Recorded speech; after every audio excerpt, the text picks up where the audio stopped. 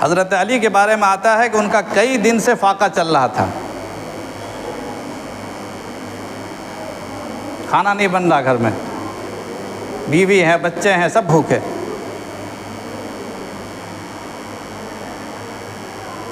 انہوں نے مجبور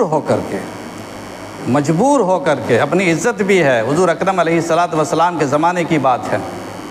حضور کے داماد ہیں، عزت رکھتے ہیں، معاشرے میں ان کا ایک مقام ہے، ایک پہچان ہے، بیوی بچوں کے لیے کچھ نہیں ہے گھر میں، کئی دن سے فاقہ چل رہا، مجبور ہو کر رات میں، پہلے زمانے میں بجلی تو تھی نہیں، رات میں لوگ کام کرتے تھے اور پہچانے نہیں جاتے تھے مزدور کون ہے، چہرہ چھپا کر کے، مزدور ایسے بھی ہاتھ چہرہ باندھے ہوئے رہتے ہیں، چہرہ چھپا کر کے انہوں نے رات میں ایک باغیچہ پر گئے، جہاں پر باغیچہ والے سے کہا کہ تمہارے باغیچہ میں پانی ڈال دوں گا، پانی کنواں سے پانی لالا کے پٹایا جاتا تھا، تو میں تمہارے باغیچہ میں پانی سینچنے کی مزدوری کروں گا، کچھ مزدوری دے دو۔ حضرت علی کرم اللہ وجہہ نے اس کے باغیچے میں پانی کی سینچائی کی مزدوری کی، اور مزدوری کے عوض میں صبح سے پہلے اس باغیچہ والے نے تھوڑا سا جو دیا ان کو، وہ جو لے کر کے اپنے گھر پہ تشریف لائے اور اپنی اہلیہ محترمہ کو کہا دیا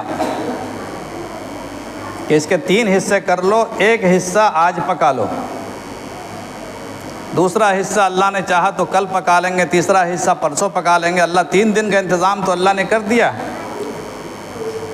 حضرت علی کے گھر میں اس 1/3 جو کی روٹی بنائی گئی، روٹی دسترخوان پہ لگائی گئی، ابھی دسترخوان پر کھانا شروع بھی نہیں کیا تھا کہ ایک سائل نے سوال کیا، سائل کے سوال کی آواز آئی، ایک آدمی مانگ رہا ہے کہ بھائی میں غریب ہوں، میں مسکین ہوں، کئی دن سے بھوکا ہوں، مجھے کھانا دے دیجئے۔ حضرت علی نے کہا کہ یہ روٹی اسی کو دے دو۔ پھر دوسری کا جو دوسرا بچا ہوا ہے،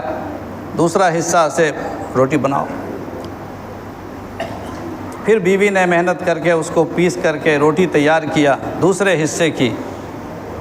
ابھی کھانا شروع بھی نہیں کیا ہے کہ ایک اور سائل نے جب سوال کیا کہ میں یتیم ہوں، میرا کوئی سہارا نہیں، مجھے کھانا دے دیجئے۔ حضرت علی نے فرمایا کہ اسے دے دو روٹی، ہمیں نہیں کھانا، اپنے بچوں کو نہیں کھلانا، خود نہیں کھانا، دے دو اس یتیم کو۔ یتیم کو روٹی دے دی گئی، کہا تیسرا حصہ تو بچا ہوا ہے، اس کو پکا لو۔ اب تیسرا حصہ جو تیار کرنا، ظاہر